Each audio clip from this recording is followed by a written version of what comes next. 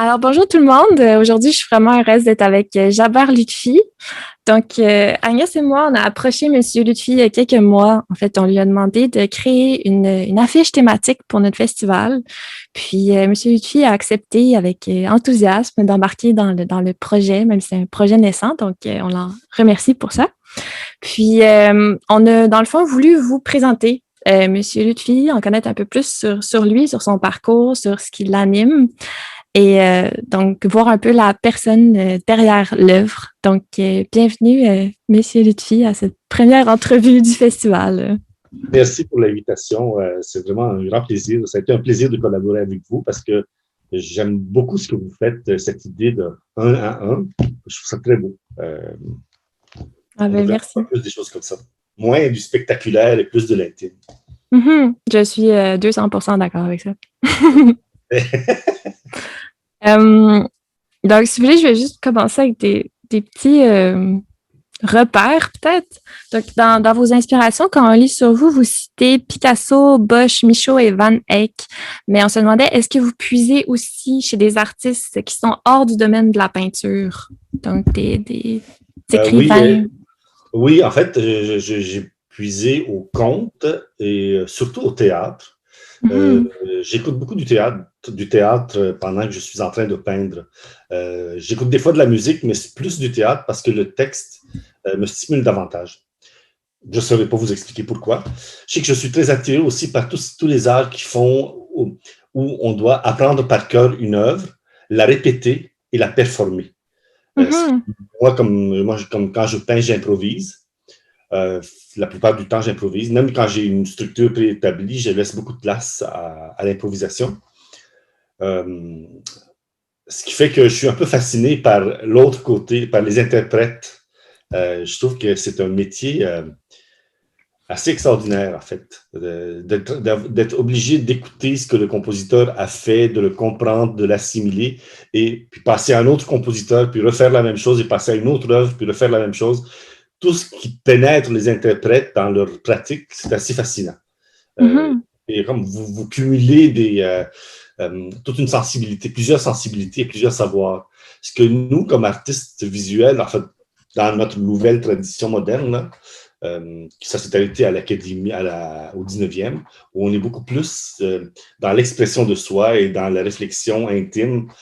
Euh, c'est un peu revenu avec l'art conceptuel, mais c'est différent. C'est pas dans le même, c'est pas du même registre, c'est pas les mêmes techniques, c'est pas dans le faire, c'est pas dans la sensibilité, je dirais. Enfin.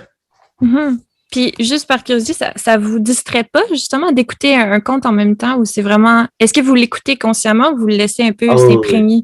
Ah ouais, OK. Je l'écoute très consciemment. Non, parce que, comme je vous disais, moi, j'improvise. Euh, j'ai pas comme une structure mentale intérieure déjà préétablie que j'essaie de transmettre. C'est pas un effort je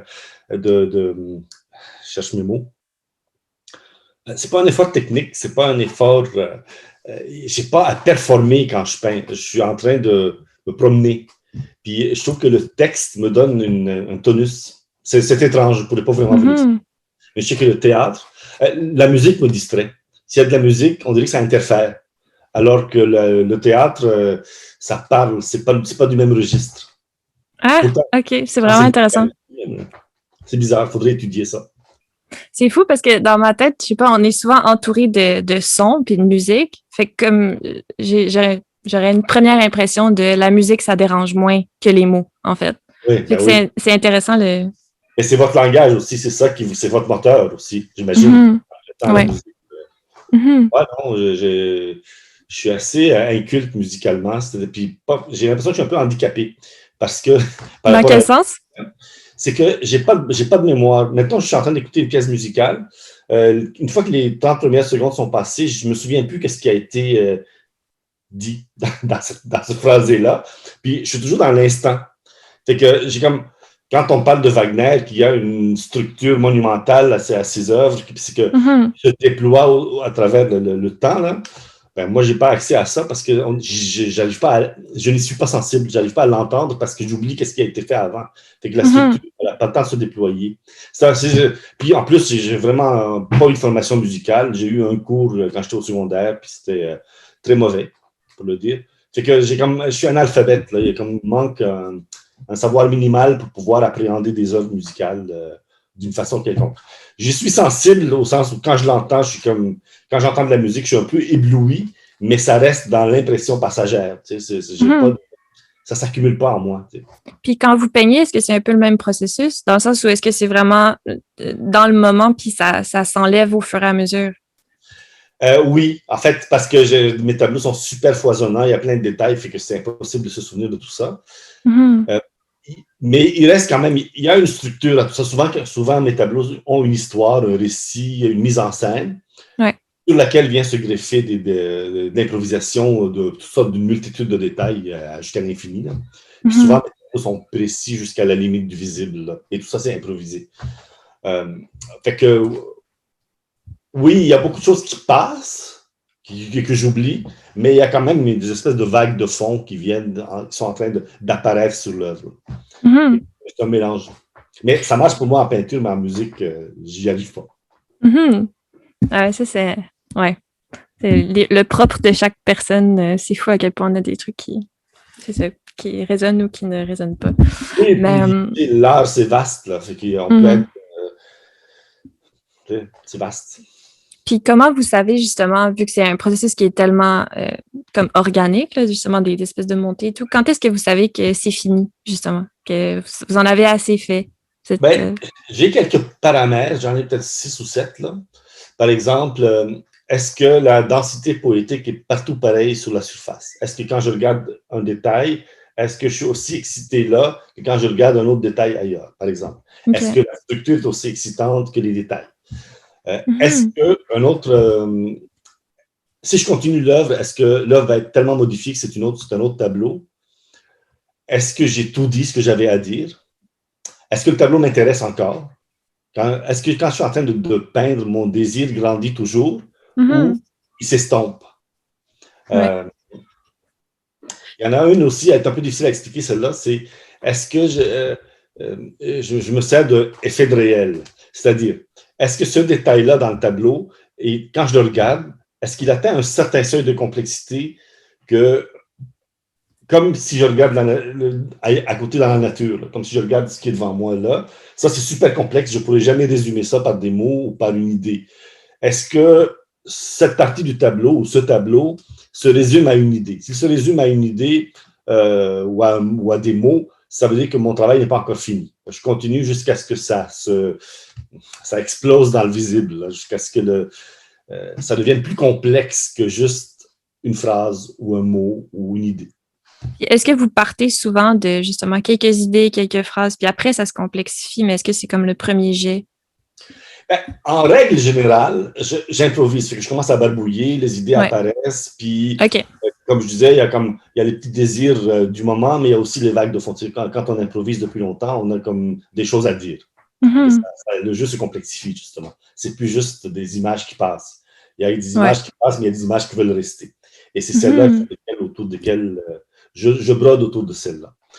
Fait que les idées apparaissent des images, en fait. C'est comme le... Oui, c'est l'inverse.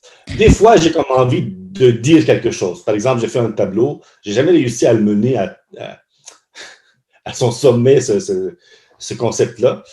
J'ai comme des silhouettes, un peu comme pour l'affiche, finalement. J'ai une silhouette. D'ailleurs, je pense que l'affiche, c'est ce que j'ai fait de mieux dans ce registre-là. Il y a une silhouette qui dit quelque chose, puis qui ont le concept d'un personnage qui dit quelque chose. Puis, il y a les personnages réels à l'intérieur qui, eux, sont tellement plus complexes que ce que la silhouette nous dit. C'est un peu comme le signe d'un personnage, comme pour aller aux toilettes. Là. C'est juste une silhouette. C'est le personnage d'un personnage. C'est un personnage. Symbole d'un personnage. Mais au-delà du symbole, si on met quelqu'un à l'intérieur de ce symbole-là, c'est tellement plus complexe et plus compliqué. Mais c'est plus complexe et compliqué que j'aime bien improviser. Puis, par curiosité, qu'est-ce qui vous a mené à l'envie de l'improvisation? Est-ce que c'est quelque chose que je me demandais, mais est-ce que c'est quelque chose qui est ancré dans la culture, mettons, au Liban? Parce qu'au Québec, je sais pas, je connais pas tant en art visuel, mais mettons, en musique, l'improvisation, c'est vraiment pas quelque chose qui est tant montré dans les écoles. Donc, Non, effectivement. En fait, quand j'ai commencé, moi, j'étais très attiré par la peinture classique, évidemment, comme jeune. Je sais ne peux même pas dire encore jeune artiste, mais comme à 10-12 ans, là, quand j'ai commencé à peindre. C'est ça qui m'intéressait, c'était le savoir-faire, c'était la reproduction, c'était puis aussi la construction très classique. Là, je me servais de toutes sortes de schémas archaïques, là, genre des triangles. J'insérais mes personnages dans des triangles pour leur donner une certaine expression. Ou j'utilisais des lignes verticales pour les hauteurs, les horizontales pour le calme, des choses comme ça. C'est très... ça se voulait un peu expressionniste. Mm-hmm. Puis est-ce que vous considérez encore que votre... ça se voulait expressionniste. Est-ce que vous considérez que votre peinture est expressionniste? Comment vous qualifieriez votre propre peinture? J'ai de la difficulté à classer où je suis, là. Mais oui, c'est un mélange de toutes sortes, c'est une salade de toutes sortes d'affaires. Oui, c'est expressionniste parce que je me sers de ces formes-là toujours pour raconter des histoires. Je sais qu'il y a des artistes qui trouvent ça totalement ridicule. C'est comme... De raconter des histoires en peinture, vous voulez dire? De se servir de ce genre de formalisme-là pour superposer un sous-texte au récit. Par exemple, dans les cours que je donne, je prends toujours l'exemple du petit chaperon rouge. Au moment où le petit chaperon rouge rencontre le loup dans la forêt, comment on peut raconter ça dans une image, cette scène-là? Puis si on se sert de toutes ces formes archaïques-là, le triangle, les lignes les horizontales, verticales, puis ça peut se développer à l'infini, là, puis qu'on fait comme des trames géométriques en dessous sur lesquelles on vient greffer des personnages, ben, ce que l'histoire raconte, c'est une chose, mais ce que le sous-texte sous-entend, ça rajoute au sens, c'est autre chose. Mm-hmm.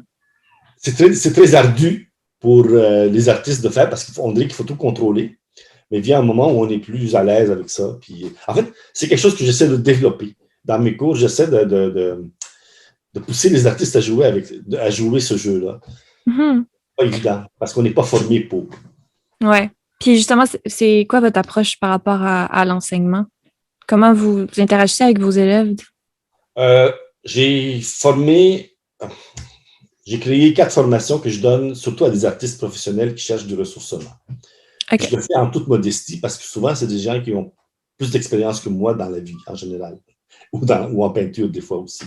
Okay. Fait que ces formations, je les ai créées pour transmettre les principes que moi j'utilise en peinture, quelques principes que moi j'utilise.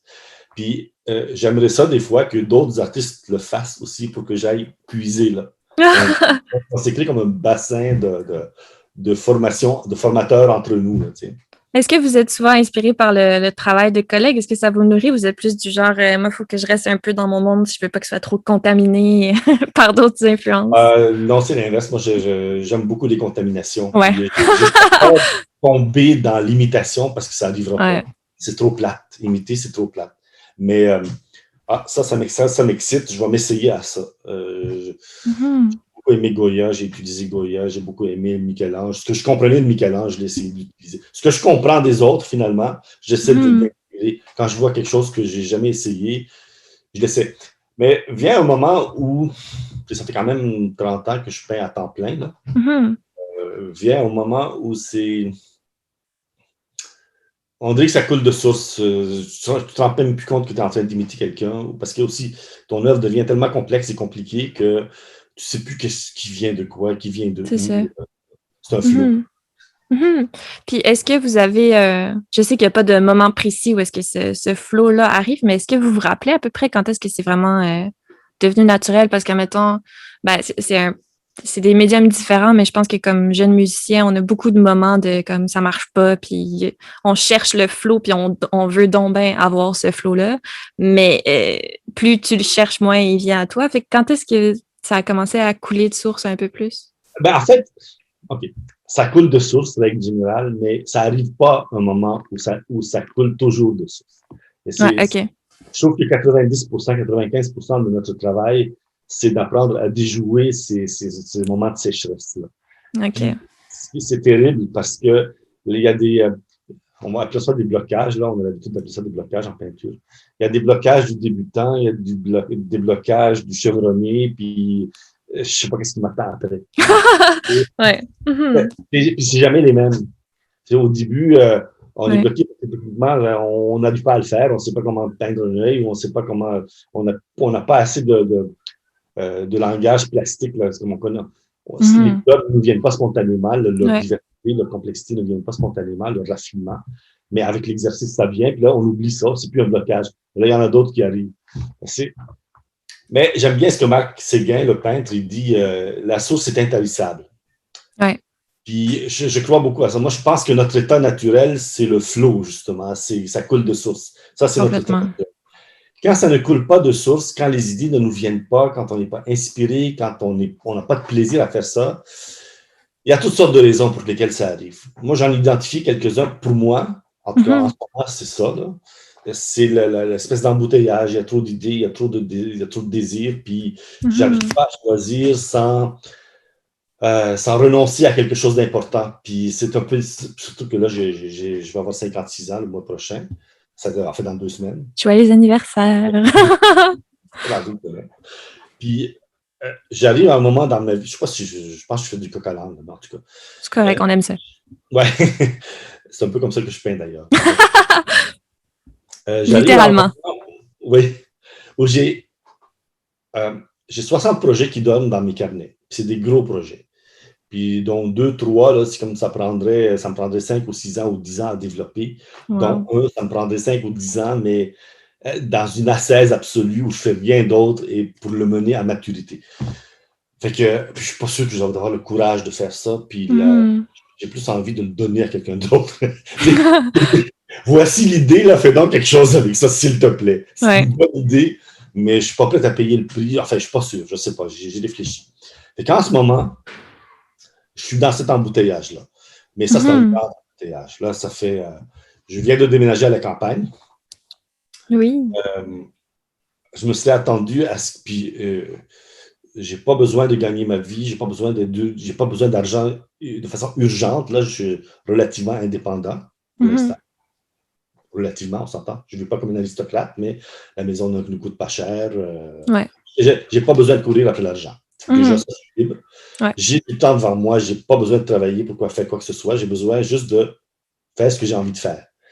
Étrangement, j'avais vécu ça avant dans ma vie et ça a été la période la plus fructueuse de mon... on y reviendra, ça, c'est important sur la question de la solitude. Là. Ça a été la période la plus fructueuse et c'est là que j'ai fait mes meilleures œuvres et les plus authentiques et les plus puissantes. C'était quand, ça, en fait? Oh, j'avais 30 ans. 32, 33 ans. OK. C'était en dessin, en plus. Mais maintenant, je suis dans les mêmes conditions, même meilleures conditions, parce que là, avant, j'avais juste 1 an et demi de temps libre. Là, j'ai toute ma vie de temps libre et j'arrive pas à peindre avec la même intensité, avec le même plaisir. Je suis butine, puis c'est comme on dit que je cherche. Puis en même temps, je suis noyé dans plein d'idées. Qu'est-ce que je fais avec toutes ces idées-là? 60 projets, c'est littéral. Là. C'est vraiment, je les ai numérés. Puis chacun pourrait devenir une entreprise. Chacun a une portée poétique assez puissante. Puis ils sont très variés. Ça va dans... c'est varié. C'est varié. C'est pas juste de la peinture. C'est toutes sortes de projets en céramique, en public, des choses comme ça. Et chacun a un potentiel commercial. Chacun a un potentiel poétique, culturel. Surtout, ça pourrait avoir une portée culturelle. Ce qui est assez important pour moi. Il y a sûrement un genre de vertige. Oui, tout à fait. Puis en même temps, j'ai l'impression que d'être à sec, comme s'il ne se passait rien. Mais si je m'assois puis j'écris, c'est quoi mon problème? J'essaie de mettre de l'ordre dans tout ça, c'est qu'il se passe justement beaucoup de choses. En celui-là, à ce moment dans ma vie, là, ça va être mon prochain défi. C'est de faire le tri dans tout ça. Puis, est-ce que c'est quelque chose qui vous aide quand justement ça devient embouteillé, d'écrire? Parce que vous partagez, c'est une autre question que j'avais pour vous, vous partagez beaucoup d'idées sur votre page Facebook, vous animez des discussions et tout, puis c'est super intéressant. Mais vous, par rapport à vous-même, est-ce que vous écrivez? Oui. En fait, j'ai déjà écrit plus que ça. J'avais rencontré Suzanne Jacob, l'écrivaine, puis elle m'a prêté son livre qui s'appelait « Écrire, comment et pourquoi ». Puis il y a une phrase qui m'avait marqué, c'est les gens lui disaient « Mais comment faites-vous pour écrire ?» Puis elle leur répondait « Mais comment faites-vous pour ne pas écrire ?» Parce que quand on écrit, ça... Je dis « Coudonc, OK. » Fait que j'ai sorti un petit carnet, je l'ai mis à côté de moi dans l'atelier. Et j'ai écrit genre 600 pages en 2-3 ans. Là. C'est juste des petites de qu'est-ce qui me traverse l'esprit. Ouais. Fait que oui, j'ai le courage. Mais j'ai arrêté de faire ça, puis je pense que je viens de le recommencer parce que j'en avais un besoin, là, pour vérifier ce qui se passe dans ma tête. Ouais. C'est compliqué le processus de création. Hein? C'est vraiment complexe. Puis plus ça avance, ça ne se simplifie pas nécessairement. Il y a une chose qui se superpose aussi à cet embouteillage d'idées que j'ai qui me paralyse un peu. C'est le fait que je suis installé à la campagne et c'est la première fois depuis que j'ai quitté le Liban à l'âge de 11 ans que j'ai une place à moi où je pense pouvoir me déployer et recréer un peu les racines que j'ai perdues.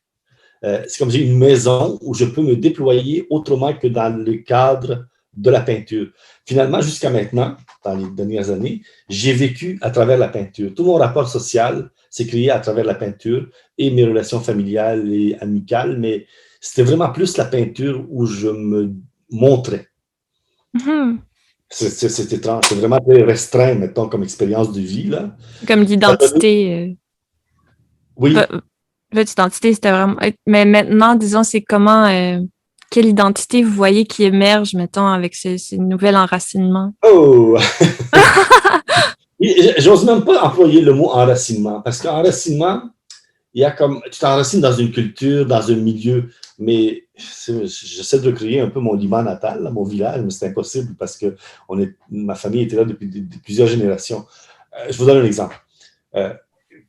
Quand je sors de chez moi, quand j'étais au Liban enfant, mettons que je sortais de chez moi pour aller au dépanneur qui est à l'épicerie, qui était à même pas 2 minutes à pied, même pas 1 minute à pied. À chaque pas que je fais, à chaque point que je regarde, il y a un souvenir qui est rattaché à ça. Et c'est très dense. On sort de chez nous et on est déjà porté dans l'histoire du village. Ici, je fais 1 kilomètre pour aller chez mon voisin, puis c'est vide. Il n'y a rien. C'est un peu différent.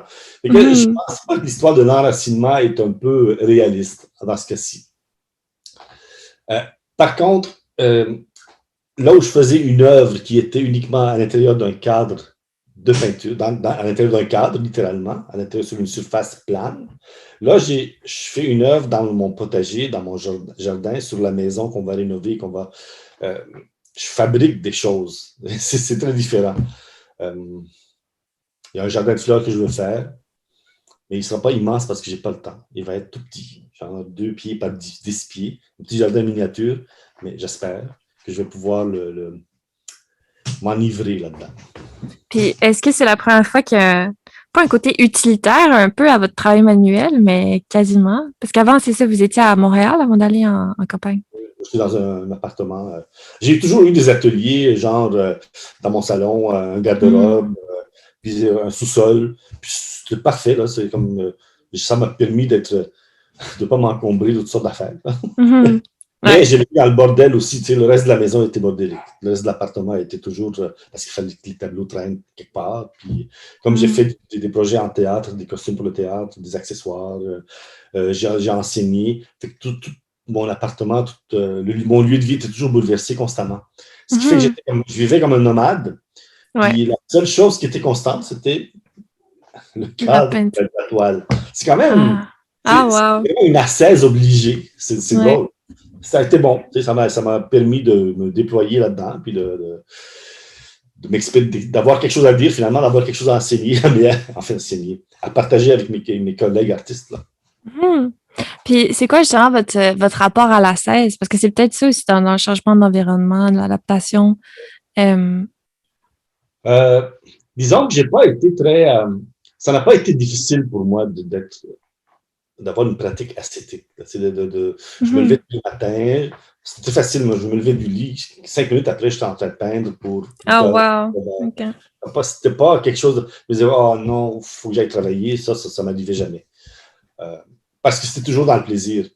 Puis aussi, comme je viens d'une famille nombreuse, puis que j'ai beaucoup de facilité à faire des relations sociales, sauf que, j'étais... Comment dire? La peinture restait un lieu de liberté totale. Ouais. Ce qui fait que, c'est le fun. Puis c'est une liberté beaucoup plus grande, par exemple, j'imagine, que pour les musiciens, ou interprètes en tout cas, où vous avez à interpréter, vous avez à jouer avec d'autres, vous avez à respecter les horaires des autres. Moi, Je suis mon propre patron depuis toujours. Mhm. Je n'ai j'ai rien à prouver dans ce que je fais. Je fais du mieux que je peux, fait que j'ai rien à prouver. En partant, ça libère. Et j'ai pas à me... En fait, on a aussi ce privilège-là en peinture, c'est qu'on n'a pas besoin de se comparer aux autres puis de dire, moi, je performe mieux que toi. C'est pas, la question, elle n'est pas là. Nous, on est OK. dans l'invention et on est dans l'expression. Mhm. Voici où moi, je suis dans la vie et je l'exprime dans mon œuvre. J'ai pas à, Mhm. j'ai pas à me plier en quatre pour faire un tableau. J'ai juste, au contraire, à me déplier pour le faire. Mhm. Puis, dans la peinture, vous ne trouvez pas, justement, il y a du tout d'aspect de compétition. Il n'y a pas de... Même pour tu sais, des appels de dossiers dans des maisons d'art, mais c'est vraiment... Ben, c'est assez étrange. Moi, ça, je ne le sens pas. La compétition, moi, je ne la OK. sens pas vraiment. En tout cas, Mhm. ça ne m'a jamais pesé ou j'ai jamais. Peut-être parce que j'ai eu de la facilité. J'ai été vraiment chanceux, j'ai eu beaucoup de réponses de la part du public et de la part des institutions quand j'ai présenté les maisons de la OK. culture, j'ai présenté les dossiers. Je n'ai pas eu de Mhm. difficulté à m'y insérer. Par contre, il y a comme à l'université, j'ai eu de la difficulté parce que je comprends pas du tout, je ne comprenais pas, je ne comprends toujours pas, c'est quoi qui motive les artistes à faire de l'art conceptuel. C'est quelque chose qui m'échappe. OK. Puis, Est-ce que vous pourriez décrire qu'est-ce que c'est de l'art conceptuel, en fait? de ce que j'en comprends, c'est de l'art qui joue avec les idées, avec les concepts. C'est pas, on n'est pas au niveau de la sensibilité, on n'est pas dans... OK. Ça, en tout cas, on a évacué cette partie-là de l'œuvre conceptuelle. On a évacué le rouge, c'est beau, ce rouge-là est beau à côté de ce bleu-là, puis le rythme de la ligne, tout Ouais. ce qu'on appelle la plastique de la peinture. Je n'ai pas tout à fait le langage universitaire pour le faire, pour le dire, là, un langage précis, mais euh, c'est Marcel Duchamp, Andy Warhol, ça c'est comme les deux phares, c'est les phares OK. Aujourd'hui, ça serait, voyons comment il s'appelle, vous voyez, je suis comme tellement intéressé que genre Anish Kapoor et compagnie, ça c'est comme des grosses vedettes, mais ils ne sont pas toujours bien vus. Mais je ne les connais pas, ça m'a pas, Ça vous ça m'a allumait pas. jamais vraiment séduit. Puis, en même temps, je salue toute la curiosité et toute l'exploration qu'on y fait.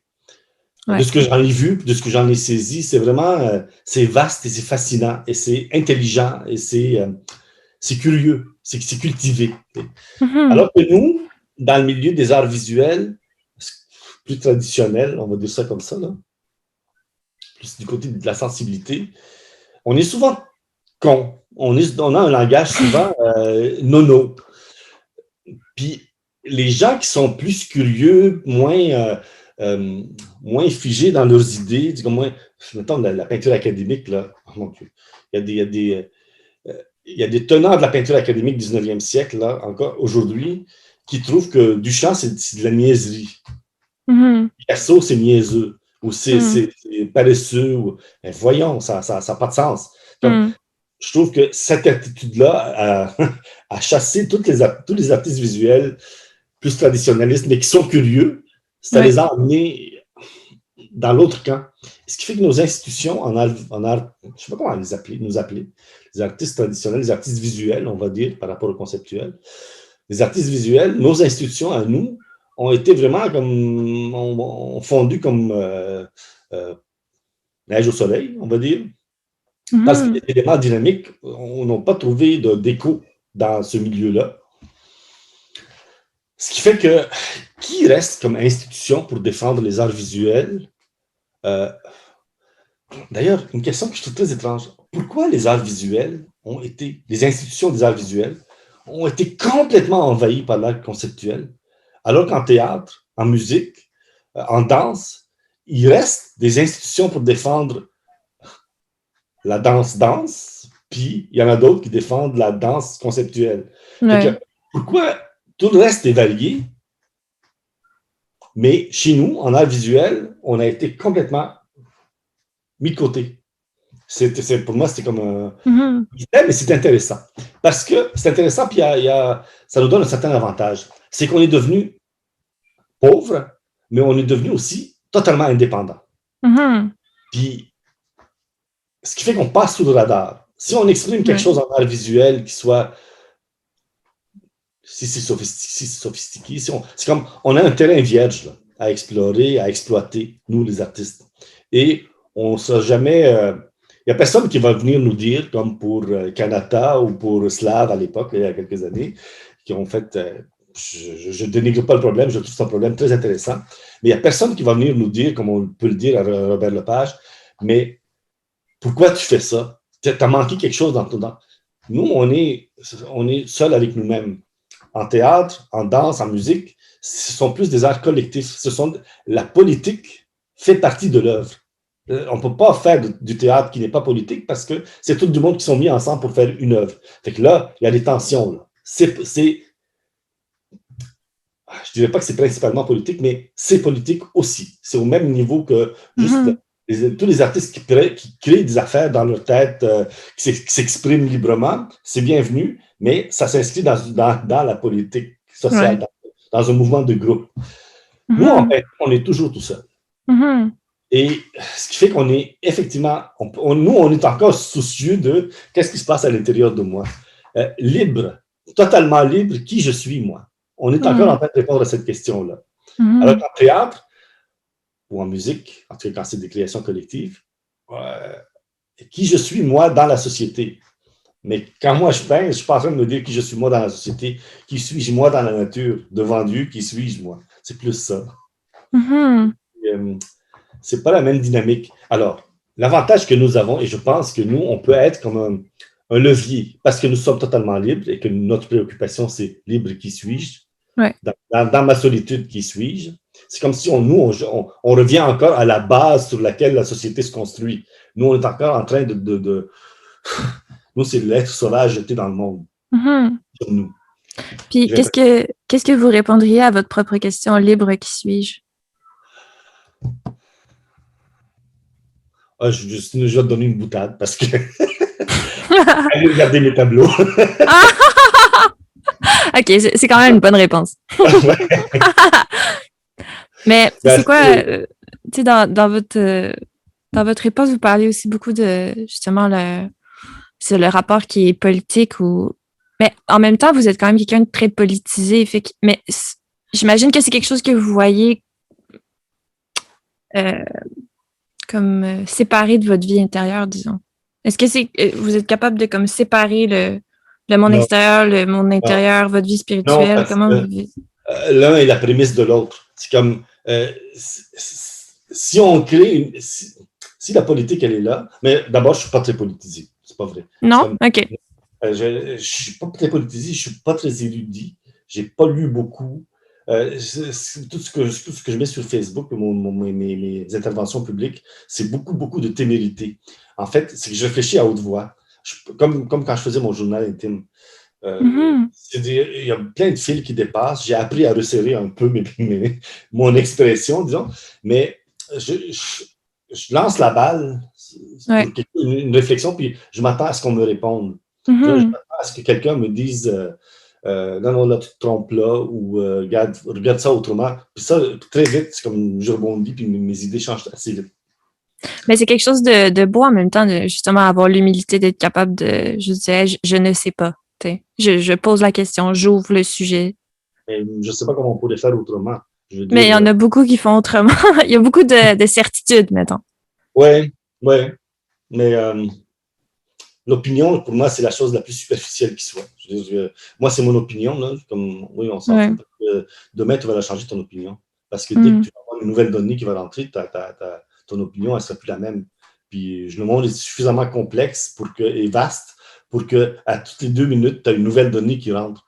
Je trouve que le monde est tellement mystérieux et notre place dans le monde est tellement mystérieuse que déjà, tu vois, je me dis, ce que nous, on fait comme les artistes de la solitude, là, les peintres, tous ceux qui travaillent dans la solitude, les auteurs, libre qui suis-je, je trouve que notre rôle, peut-être, c'est de témoigner entre autres, comment on fait, on est envahi. Socialement, là, la société veut nous envahir. On est toujours assailli par toutes sortes d'images, de mots, de produits qui veulent entrer dans notre imaginaire. On est constamment, on regarde autour de nous, là, dans la chambre où vous êtes, dans la chambre où je suis, le nombre d'objets qui essaient de m'inculquer quelque chose, c'est effarant. C'est comme, on est vraiment tout petit par rapport. Fait que, pourquoi c'est politique faire de l'art seul?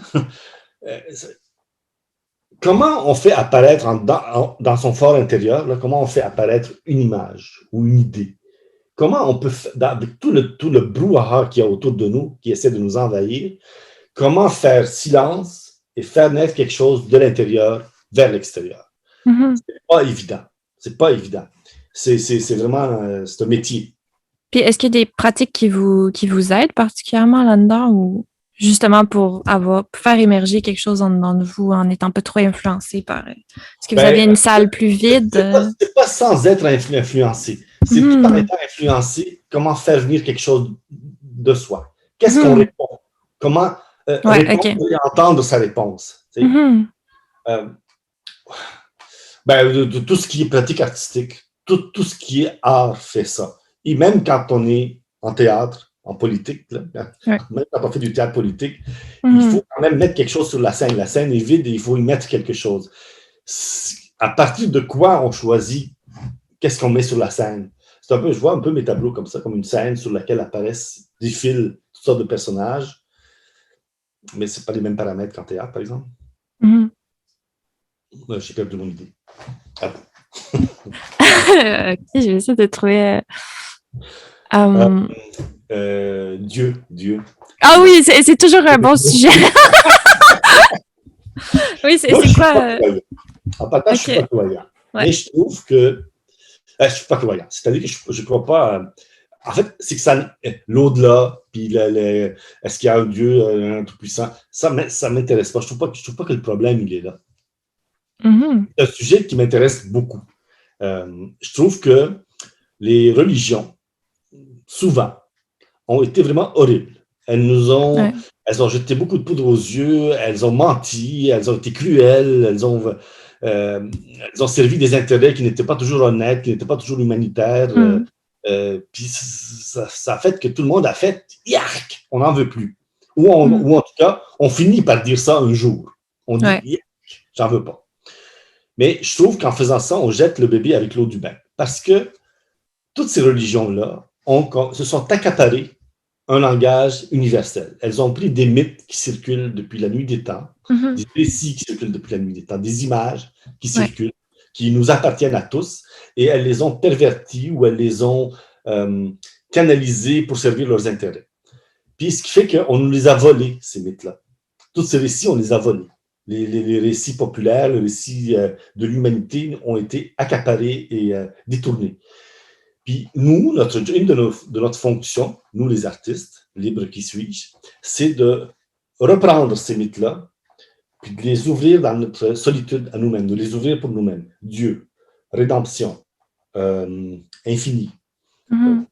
Plein de mots qui ne me viennent pas immédiatement. Il faudrait que je fasse une réflexion là-dessus. Et que d'ouvrir chacun de ces mots pour soi et voir qu'est-ce que ça résonne en nous.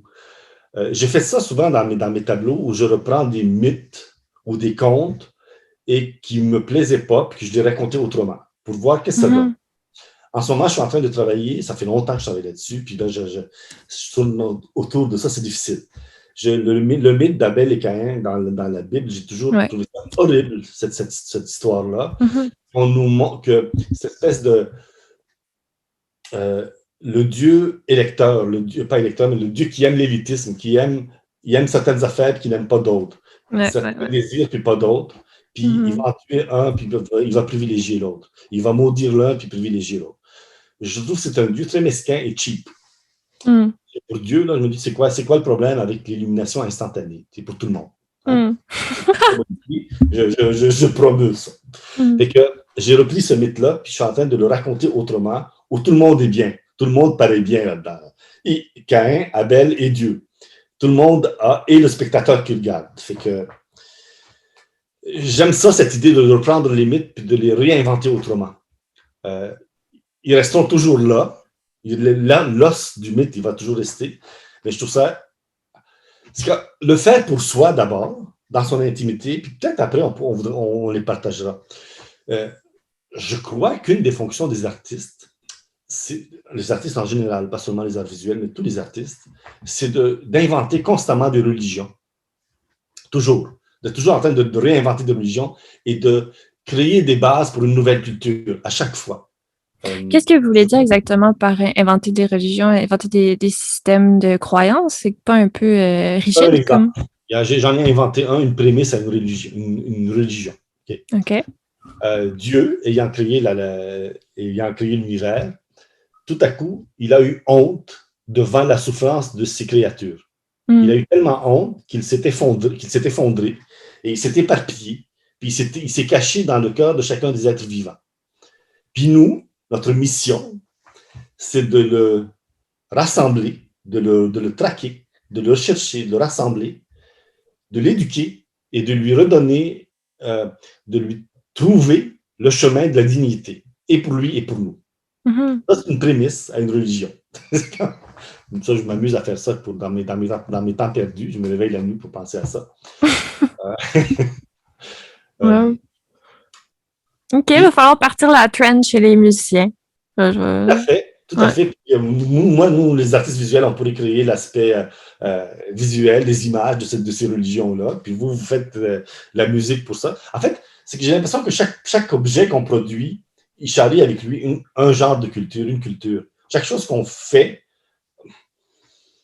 dessine les contours, dessine la culture dans laquelle elle s'inscrit aussi. On ne fait pas juste créer l'objet, on crée l'objet, puis le monde dans lequel cet objet-là devrait s'insérer. Fait que, on a une grande mission. Mais en même temps, comme nous ne sommes pas des décideurs politiques, puis je ne voudrais pas qu'on le soit, parce qu'on est trop dangereux, je trouve ça très bien, moi. Tu sais, à un moment donné, on disait, en peinture, il faut sortir du cadre. Il faut que les artistes sortent du cadre. Je suis tellement pas d'accord. Pourquoi? Je trouve que le fait que nous soyons dans un cadre, enfermés dans ce cadre-là, la liberté absolue est toujours possible. Dès qu'on sort du cadre et qu'on se met à faire de la création sur la nature, c'est plus possible. Cette liberté-là, elle n'est plus possible. Puis on dirait que on va avoir, si on commence à exercer nos arts en dehors de notre cadre, toutes les excuses sont bonnes pour réduire notre liberté. Cette liberté absolue où on peut tout exprimer, tout ce qui est obscur dans la nature, tout ce qui est beau et lumineux, et on peut faire la recherche sur qui suis-je dans ma solitude, qui sommes-nous comme individus. J'ai un ami, critique d'art, Normand Biron, qui dit chaque artiste dessine les yeux de la nature humaine. C'est qu'un artiste tout seul ne suffit pas à tout dire. Il faut qu'on soit une multitude d'artistes de points de vue de son individualité pour qu'on voit qui nous sommes. Comment on regarde, comment la nature regarde le monde, comment l'humanité regarde la nature. Puis, par curiosité, comment est-ce que vous décriveriez votre cadre à vous? Qu'est-ce qui est le cadre à ne pas dépasser pour que vous restiez libre? Rester dans la représentation et non pas dans... c'est-à-dire, habiller mes personnages. Genre, je fais de la peinture. Okay? Je crée des personnages, je les habille, je leur fais un décor, je leur raconte une histoire. Mais ça part toujours du personnage. Ou en tout cas, il apparaît toujours un personnage. Il y a quelqu'un là qui agit ou qui se fait agir. Je peux faire des costumes concrets, réels, pour habiller les gens dans le public et les transformer en personnages. D'ailleurs, j'aimerais ça qu'on puisse créer des costumes autres que les complets cravates pour nos représentants politiques. Quelque chose de totalement fantaisiste qui va nous dire qui ils sont, quelle est leur religion, à quoi ils pensent, à quoi ils rêvent, à quoi ils veulent. L'objet qu'ils sont en train de créer, ils charrient quelle culture. Je veux qu'on les voit. Mais bon, ça n'arrivera pas. Parce que l'invisibilité du souverain est importante. Faudrait que vous proposiez ça à François Legault, ce serait pas mal. J'aimerais savoir le résultat. En fait, c'est surtout j'aimerais faire ça pour qu'on montre la théâtralité du complet cravate. C'est très théâtral. Et que c'est du théâtre et c'est du théâtre politique et c'est important qu'il y en ait, mais c'est tellement devenu normal et normatif qu'on a l'impression que c'est invisible et que ça n'existe pas, alors que c'est du théâtre. Mais ce théâtre a chargé quelque chose. Et c'est quoi ce quelque chose? Mais là où ma limite à moi, c'est c'est de commencer à imposer aux gens comment ils doivent s'habiller, par exemple. Ouais. Ça, je trouve que là, j'ai pas le droit d'aller. Ça, c'est une limite. Je peux leur créer des costumes et leur laisser le choix de choisir les costumes qu'ils veulent porter, mais je n'ai pas le droit de leur imposer quel costume ils doivent porter. Parce que je trouve que c'est important. C'est-à-dire que si on crée de la politique, c'est pour que pas si on crée. La politique, elle est là et il faut la gérer, il faut la contrôler de sorte à ce que chaque individu puisse briller du mieux qu'il peut. Ou au moins d'être heureux. Moi, mon grand projet politique, c'est une vie facile pour tous. C'est vraiment un projet politique. Ouais. Fait que, voilà. Par curiosité, tantôt, vous avez parlé de, justement, vous pensez que les artistes, s'ils se mêlent du politique, sont dangereux. Pourquoi, vous pensez? Non, pas s'ils se mêlent, au contraire. C'est pas s'ils se mêlent de politique, mais non, il faut qu'on s'en mêle. La politique, ça concerne tout le monde. Ça concerne les piliers, ça nous concerne tous. Mais je trouve ça, je dis ça, là, puis en même temps, je crois qu'il y a un mur de complexité qui nous empêche justement juste déjà de comprendre qu'est-ce qui est en train de se passer. Ça, déjà, je nous trouve très impuissants. Moi, je suis très, très... on parle beaucoup des complotistes, puis on trouve qu'ils sont vraiment cons, là. Je suis d'accord, puis je suis pas d'accord. Je les trouve cons parce qu'ils interprètent trop vite puis ils donnent des explications trop faciles et trop rapides, mais je trouve qu'ils disent quelque chose de fondamental et qui est vrai et qui est absolu. Nous doutons de tout. Et tout est fait de sorte à ce que nous doutions de tout. Et qu'on ne peut... Chacune des professions peut être trahie, peut être détournée. C'est vraiment une traîtrise. Et les vendeurs du temple, là, je pense, c'est la plus grande des engences que nous avons. Et la difficulté, c'est pour chaque ordre professionnel de contrôler ces vendeurs du temple. Pas de contrôler, mais mettons, de diminuer leurs impacts. Je pense que c'est ça qui est le plus difficile à faire. Mais je pense que si on arrivait... Parce qu'il suffit qu'un médecin trahisse son serment pour que tous les médecins deviennent douteux. Il suffit qu'un juge soit pervers pour que tous les juges deviennent douteux. On n'a pas besoin, ça ne prend pas grand-chose pour qu'on doute, mais ça prend beaucoup, beaucoup, beaucoup, beaucoup pour avoir confiance. Je trouve que quand moi j'étais arrivé au Québec, on vivait un temps béni, j'ai l'impression, dans les années 70-80, où on avait confiance. Et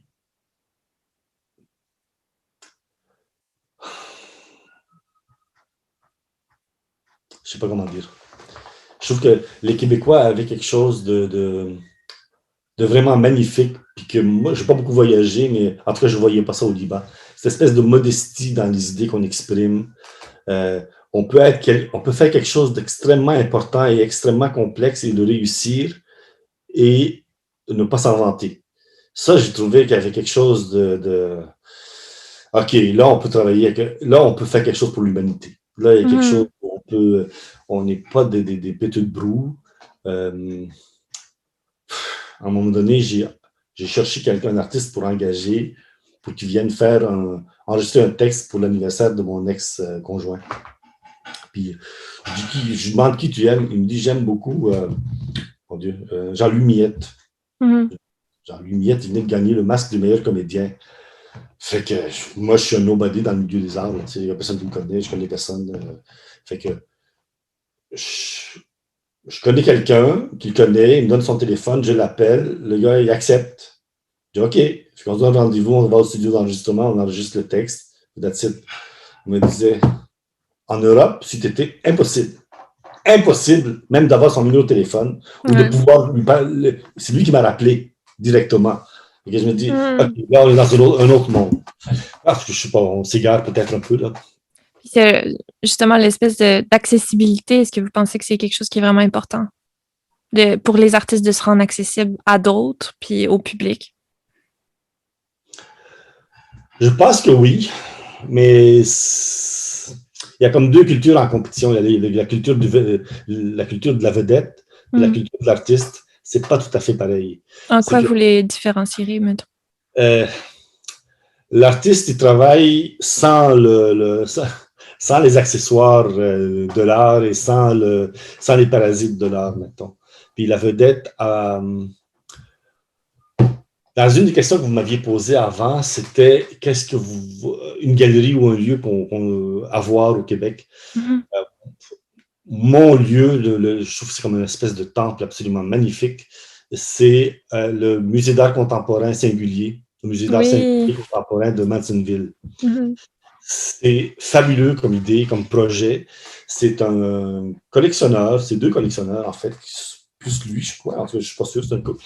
Ils ont acheté une église, une superbe église, magnifique. L'église elle-même est une splendeur, très très modeste.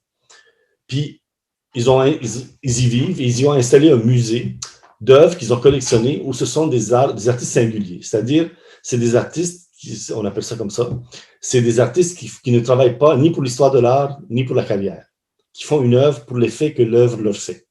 Mhm. Et ils ont une collection fabuleuse, mais fabuleuse. On peut se perdre pendant des heures là-dedans. L'énergie qu'il y a là-dedans est extraordinaire. Je trouve que l'humanité est là. Il n'y a pas une revue spécialisée ou un journal qui en a parlé de ce musée. Ça fait 2-3 ans, je pense, qu'il est ouvert et pas un Ouais. n'en a parlé. Mhm. C'est vraiment une expérience très singulière dans le paysage culturel d'ici, me semble. Puis, faut aller voir ce musée pour comprendre le gouffre qu'il y a entre c'est quoi faire de l'art et c'est quoi l'industrie culturelle. Mhm. Ça, c'est des artistes qui font de l'art intime, disons. Ouais. Puis tous les médias qui, eux, travaillent dans la communication et dans le public et qui nous donnent une image publique de nous-mêmes, se sont pas intéressés à ça. Je trouve. En quoi vous expliquez cette réticence-là? Ben, je pense que les institutions, je pense qu'elles propagent des fictions qui servent leurs intérêts. Ces artistes-là, ils travaillent dans la solitude et vers la solitude. Alors que les médias, pour communiquent avec du public. Je trouve que c'est pas de la même nature. Les arts visuels sont très, très rarement représentés dans les médias parce que, ou quand ils le sont dans dans certains médias spécialisés. Et encore là, on s'en va de plus en plus vers l'art conceptuel qui est un art de communication. Ouais. Alors que tout ce qui est les arts de l'intime et de la solitude, ils n'ont pas beaucoup de place parce que justement, c'est en conflit avec ce que vendent les médias. Les médias vendent le spectacle. Parlons entre nous, mettons en vedette, faisons la promotion payons, amusons, les battre des records, des spectaculaires. Alors que les autres, ces artistes-là, ils travaillent sur autre chose, mais complètement. On est dans le ténu, dans le petit et dans le. Mais est-ce que vous. Quoi? Pardon? On travaille dans le tiens donc, ce coin-là est joli. Ça ne va pas plus haut que ça, mais ça va très loin, ça. Ce petit coin est joli. C'est très profond. Puis est-ce que vous pensez que ça serait souhaitable que justement cet amour de l'intime, de la solitude, du petit, tout ça, que ça soit quelque chose qui devienne public et vendable, entre guillemets, ou en fait, ça dénaturerait complètement ce que c'est? Je crois qu'il y a comme une espèce, c'est un peu délicat. D'abord, je pense que ça, la beauté intime, là, ça disparaît jamais. Ça existe toujours. C'est toujours, quand quelqu'un fait un bouquet de fleurs, il est là-dedans. Quand quelqu'un arrose une fleur, il est là-dedans. Quand quelqu'un s'habille, c'est ça qu'il fait. Même si c'est pour le public, c'est quand même de la création personnelle. Ouais. Ça disparaît jamais. Mais je trouve ça, oui, mais j'aimerais quand même qu'on en voit plus dans les médias et même si. Sauf qu'il faudrait que les médias, à ce moment-là, renoncent un peu à une part de la course à l'audimat. Il faudrait arrêter de courir après. Il faudrait qu'on soyons l'émission la plus regardée au monde. Il faudrait comme arrêter ça un peu, puis offrir des niches, peut-être. Je ne saurais pas vraiment répondre plus précisément que ça. Disons, est-ce qu'il y a Comment est-ce que vous verriez des idées pour faire avancer la culture, la place des artistes visuels au Ah, Québec, même dans l'éducation, parce que ça commence tôt, mais ces trucs-là. d'abord, dans l'éducation, je dois dire, pour ce que j'en ai vu, je suis allé donner quelques formations des fois dans des écoles et je fais partie d'un groupe sur Facebook d'enseignants qui s'échangent des trucs entre eux. Ouais. Je dois dire que c'est assez impressionnant. Moi, ça m'a beaucoup impressionné parce que moi, j'ai rien eu tout ça quand je grandissais. Les OK. profs sont dévoués, les étudiants ont accès à une variété, une richesse de matériaux, d'exemples. Ils ont accès à l'histoire de l'art très jeune. Ouais. De ce que j'ai vu, hein, je n'ai pas tout vu, là, loin de là, même j'ai vu une infime partie, mais je me dis, si ça c'était l'exemple du reste, waouh! Ouais. Par contre, je trouve que les profs ont des responsabilités tellement énormes. Mhm. Euh, ils sont, pardon, on dirait que ils portent à bout de bras l'humanité tout seul. On dirait qu'ils sont les seuls à s'occuper de l'éducation des enfants dans un Ouais. monde qui, lui, est voué à la prédation. C'est comme si les profs essaient de construire des humains devant eux, puis de leur donner les moyens de survivre, puis de vivre, puis d'avoir un sens à leur vie. Puis à côté de ça, on sort de l'école, puis le monde est un chantier sauvage, là, où tout le monde essaie de manger tout le monde. Ça Ouais, c'est un choc. un choc. Ouais. Puis alors, je veux dire, puis ils font face, ils tiennent toute cette humanité-là, ils doivent leur enseigner avec le peu de temps qu'ils ont, leur montrer la beauté de ce qui est censé émaner du plus profond de l'humanité, l'art, qui est supposé nous représenter dans ce qu'on a de plus beau. Puis ils ont comme un tout petit cadre dans lequel ils peuvent agir. Mhm. Je me dis, si avec le peu de moyens, le peu de soutien et l'épuisement qu'ils vivent, ils arrivent à faire ça, mais mon Dieu, qu'est-ce que ça serait si ils avaient plus de moyens que ça et s'ils n'avaient pas 50 étudiants, j'exagère, je ne sais pas c'est quoi le ratio, s'ils avaient moins d'étudiants, s'ils avaient moins d'étudiants à problème, c'est-à-dire que si les étudiants à problème étaient soutenus Ouais. autrement, enfin, je ne sais pas, mais il me semble qu'il y en a un enjeu fondamental, culturellement fondamental, puis on dirait que la culture, elle passe, on s'en fout un peu. Mhm. Qu'est-ce qu'on peut faire? Moi, dans mes formations, j'ai un projet politique. J'en ai plusieurs. Là. Dans les cours que je donne, dans les formations que je donne, il y en a un. Pour vous donner une idée, au Québec, il y a 180 artistes qui gagnent plus que 20 000 $ par année de la vente de leurs œuvres. Puis on parle des artistes professionnels. Wow. Ouais. Puis 80% des artistes professionnels, du moins selon les déclarations, 80% de ces artistes gagnent, ont une deuxième job à temps plein. Mhm. Donc, ils travaillent, ils font leur œuvre d'art, ces artistes professionnels, ils le font en amateur. Ouais, Pour moi, c'est une grosse catastrophe culturelle, complètement. complètement. Puis ça, on parle des arts visuels, puis là, j'imagine qu'en danse, ça ne va pas être plus glorieux, puis en musique, c'est pareil, puis que tout le Mhm. monde travaille comme serveur quelque part. Les comédiens travaillent beaucoup comme serveur, parce qu'il faut bien gagner sa vie, puis avoir Ouais. un travail flexible pour pouvoir pratiquer son art. Alors, je me disais, mais qu'est-ce qu'on peut faire avec ça? Fait que j'ai essayé de développer, en fait, pas moi, mais avec les artistes qui suivent ma formation, on essaie de développer des méthodes de création qui peuvent se faire dans des courtes périodes de temps, mais échelonnées sur une longue période, sur un long cycle. Genre, 2 fois 30 minutes dans une semaine. OK. Et pendant un an. Ouais. Qu'est-ce qu'on peut faire avec ça? Mhm. On vient de faire, j'ai donné 3 fois ce cours-là. Et là, on est en train de faire une expérience avec la culture Estrie. J'aime ça dire ça.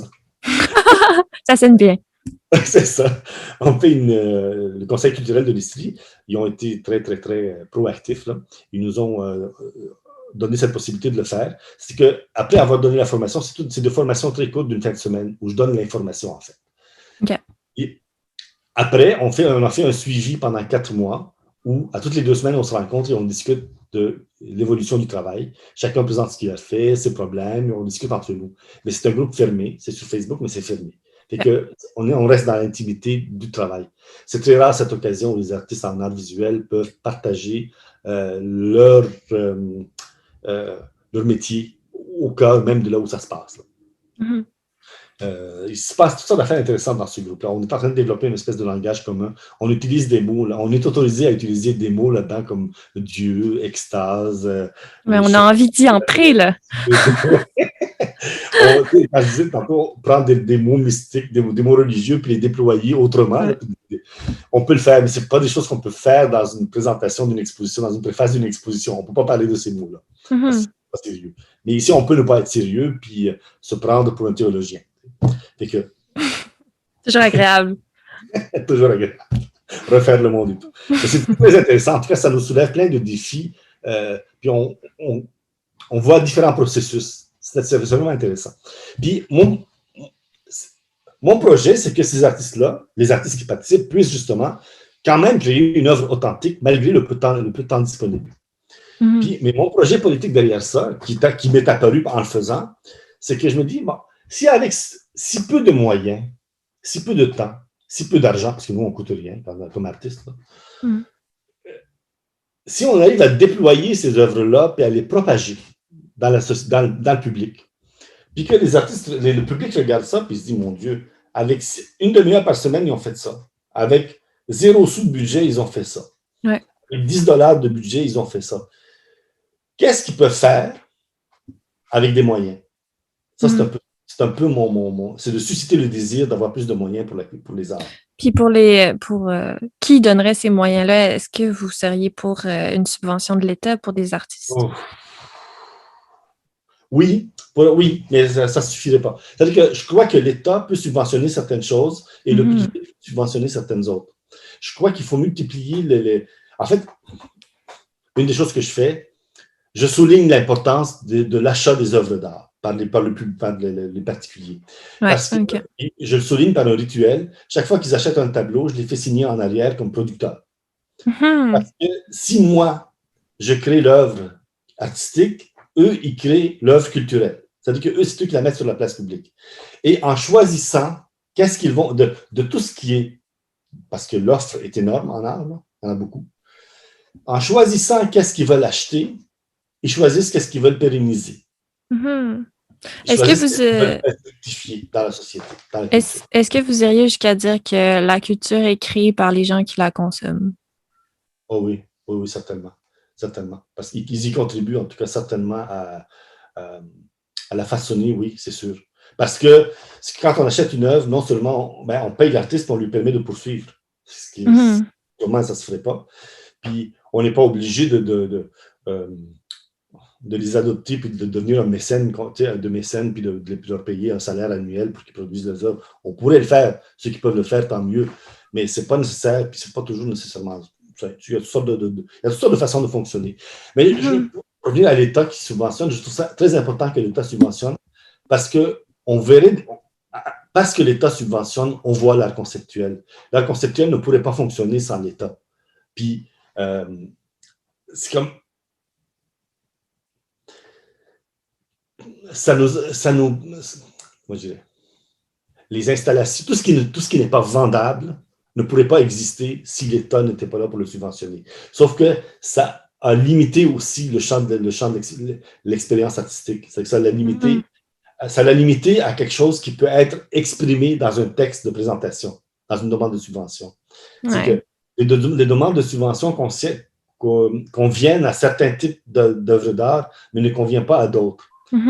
L'art du silence, entre autres, c'est très difficile d'arriver à faire subventionner, surtout en art visuel. Je ne sais pas comment ça se passe ailleurs, mais j'ai l'impression qu'en théâtre ou en danse ou en musique, on arrive à faire subventionner des œuvres qui ne sont pas que de l'art conceptuel.